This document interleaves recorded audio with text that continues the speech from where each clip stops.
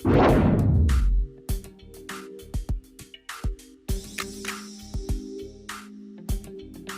कहानी है विक्रम की। वो भारतीय सेना में सूबेदार के पद पर था। वो वहीं आर्मी कैंप में रहता था।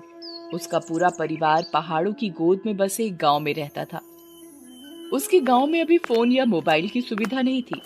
इस बार विक्रम दिवाली में अपने घर जाने वाला था, इसलिए उसने इस बात की जानकारी अपने परिवार को देने के लिए सेना के कैंप से उन्हें चिट्ठी लिखी। राम प्रसाद जी, राम प्रसाद जी। अरे मोहन, विक्रम की चिट्ठी आई है क्या? हाँ चाचा जी, कैंप से ही चिट्ठी है। डाकिया उन्हें चिट्ठी देकर चला जाता है। बहू, बहू, पिंकी, अरे बेटा पिंकी, बिट्टू, अरे भाई कहाँ है सबके सब? तभी राम प्रसाद जी की पत्नी लाजवंती दूसरे कमरे से निकल कर आती है। उनके साथ ही उनकी पोती पिंकी और बेटा बिट्टू भी आते हैं। उनकी बहू भी रसोई से निकल कर आती है। अरे पिंकी, देखना, कैंप से विक्रम की चिट्ठी आई है। मेरा चश्मा नहीं मिल रहा है, तू ही जल्दी से इसे पढ़ के सबको सुनाना। पिंकी चिट्ठी पढ़ती है। अम्मा बाबूजी प्रणाम। इस दिवाली में 15 दिनों की छुट्टी पर घर आ रहा हूँ। इस बार हम सब साथ में दिवाली मनाएंगे। और हाँ पिंकी, तू ही पढ़ रही है ना चिट्ठी? इस बार तुम्हारे और बिट्टू के लिए बहुत सारी चीजें लेकर आ रहा हूँ। वैसे तुम लोग तुम्हारी माँ और दादा दादी को ज्यादा परेशान तो नहीं करते ना? खूब मन लगाकर पढ़ना। मैं दिवाली के एक दिन पहले पहुँच जाऊंगा। चलो अब लिखना बंद करता हूँ, बाय। चिट्ठी में विक्रम के आने की बात सुनकर पूरे घर में खुशी की लहर दौड़ गई। माँ, पापा मेरे लिए वो चाबी वाली गुड़िया लेकर आएंगे ना, जो उन्होंने पिछली बार कहा था लाने को? कहीं वो भूल तो नहीं जाएंगे? तेरी गुड़िया भले ही भूल जाएं, पर वो मेरा हवाई जहाज लाना बिल्कुल नहीं भूलेंगे।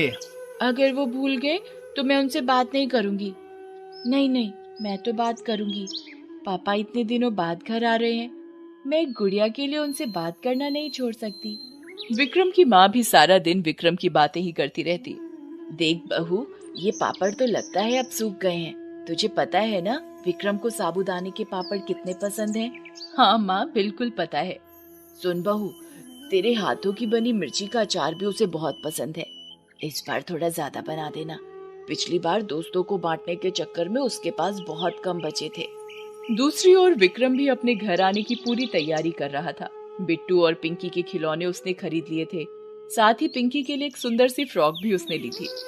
माँ और अपनी बीवी के लिए साड़ी भी खरीद ली थी। बाबूजी का कुर्ता उसने नहीं लिया था, वो आज वही खरीदने जाने वाला था। विक्रम और उसका फौजी दोस्त परमवीर बातें कर रहे हैं। क्या बात है, तू सारा मार्केट ही खरीद लेगा क्या? हाँ, अरे इतने दिनों बाद घर जा रहा हूँ, वो भी दिवाली पर। खाली हाथ तो जाऊंगा नहीं ना। हाँ तो खाली हाथ उधर से लौटना भी मत। माँ के हाथों के लड्डू, पापड़ और लाल मिर्ची वाला अचार जरूर लेकर आना। आहा, क्या स्वाद था यार उनमें। मेरे तो मुंह में अभी से पानी आ रहा है। विक्रम को अपने घर जाने में 1 सप्ताह का समय बचा था। दोनों ओर से बेसब्री से इंतजार हो रहा था। उसके बेटे और बेटी ने दिवाली मनाने के लिए तरह तरह के प्लान किए हुए थे। उसकी माँ और बीवी तो सारा दिन पकवानों की तैयारी के बारे में ही बातें करते। उसके पिताजी कुछ कहते तो नहीं थे, लेकिन उनकी बूढ़ी आंखें बार बार कैलेंडर की डेट पर चली जाती थी। लेकिन दिवाली के ठीक 1 सप्ताह पहले सायरन बजने के बाद सभी सैनिक अपने कमांडर के पास रिपोर्टिंग के लिए पहुंचते हैं। जवानों, सरहद पर फिर से दुश्मनों ने घुसपैठ की कोशिश की है। पूरी तरह से युद्ध का माहौल बना हुआ है, इसलिए सभी की छुट्टियां रद्द की जा रही हैं। आप सभी तैयार रहें, हमें कभी भी यहाँ से बॉर्डर के लिए निकलना है। इस बार उन दुश्मनों के साथ होगी अपनी दिवाली। कोई शक? No sir, no sir. How's the josh, hi sir. How's the josh, hi sir. How's the josh, hi sir. Vikram Singh भी अपनी बटालियन के साथ सेना के ट्रक में बॉर्डर की ओर निकल पड़ा। पिंकी दीदी, मैं ना इस बार पापा के साथ बड़ा वाला रॉकेट चलाऊंगा, और अनार भी। चला लेना। अच्छा, तू रंगोली बनाने में मेरी मदद करेगा ना? पता है, इस बार रंगोली के साथ मैं लिखूंगी वेलकम पापा। क्यों, कैसा आइडिया है? एकदम सही आइडिया है, पापा कितना खुश होंगे। इधर बॉर्डर पर भयंकर लड़ाई छिड़ी हुई थी। दुश्मन देश के सैनिक बार बार भारतीय सीमा में घुसने की कोशिश कर रहे थे, लेकिन भारतीय जवान उनका मुंह तोड़ जवाब दे रहे थे। ओए विक्रम, लगता है इन दुश्मनों की छुट्टी करके ही तुझे छुट्टी पर जाना लिखा था। इनको मार कर जाऊंगा तो छुट्टी का मजा दोगुना हो जाएगा यारा। भारतीय सेना दुश्मन पर भारी पड़ ही रही थी। तभी दुश्मन देश के सैनिकों ने विक्रम के बंकर पर धोखे से आधी रात को हमला कर दिया।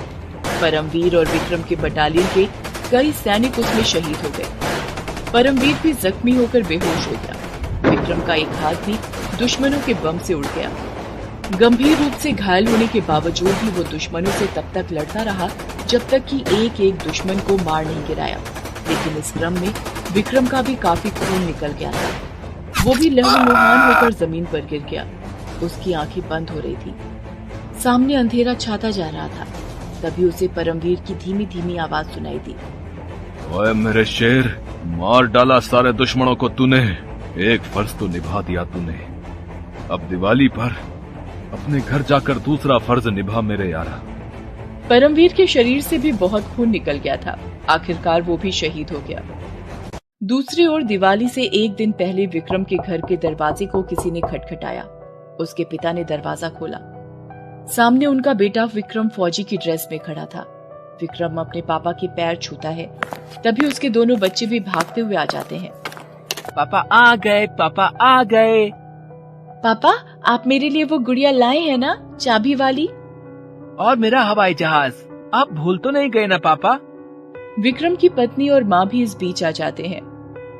अरे बच्चों, पहले पापा को थोड़ा आराम तो करने दो ना।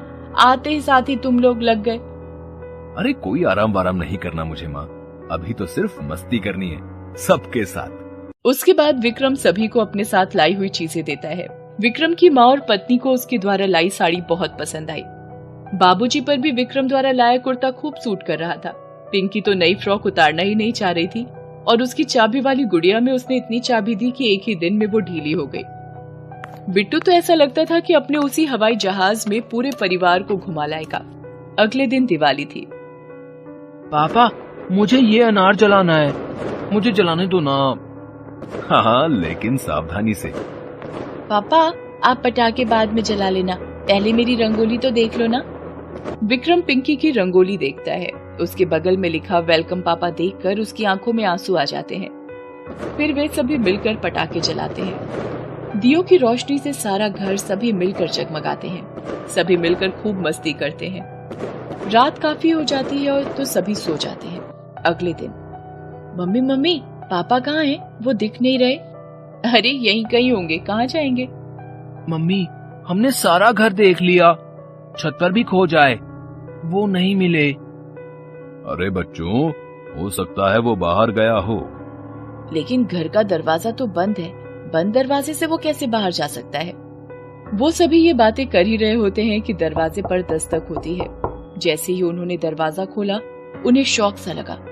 एक बड़े से ताबूत में तिरंगे में लिपटा हुआ उनके बेटे का शरीर आया था। उसे देखते ही विक्रम की माँ तो बेहोश होते होते बची। आपका बेटा 2 दिन पहले शहीद हो गया, लेकिन जाते जाते उसने एक एक दुश्मन को मार गिराया। ये आप क्या कह रहे हैं? हमारा बेटा तो हमारे साथ था। कल हम सभी ने साथ मिलकर दिवाली मनाई है। अंकल, खुद को संभालिए। आप विक्रम जैसे जाबाज के पिता हैं। वो 2 दिन पहले ही हमें छोड़कर चला गया। किसी की समझ में कुछ नहीं आ रहा था, लेकिन सामने अपने बेटे के मृत शरीर को झुठलाया तो नहीं जा सकता था। विक्रम के पिता को समझ आ गया था कि उनके बेटे की आत्मा उनके पास आई थी और दिवाली की खुशियों को मनाया था। पापा,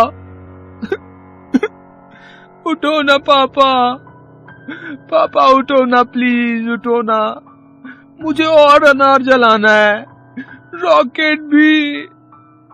पापा, पापा, मैंने गुड़िया खराब कर दी तो आप गुस्सा हो गए? प्लीज आप उठ जाओ ना, प्लीज उठ जाओ। तू जागता क्यों नहीं?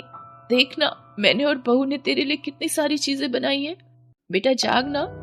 माँ जी, आपका बेटा सारा फर्ज निभा गया, भारत माता का भी और अपने बेटे होने का भी। उसके बाद उसी दिन विक्रम की बॉडी लोगों के अंतिम दर्शन के लिए निकली। पूरे गांव को अपने इस बहादुर बेटे पर गर्व था और सभी के मुंह पर उसके फर्ज को निभाने और अपने परिवार के साथ अनोखी दिवाली मनाने की चर्चा थी।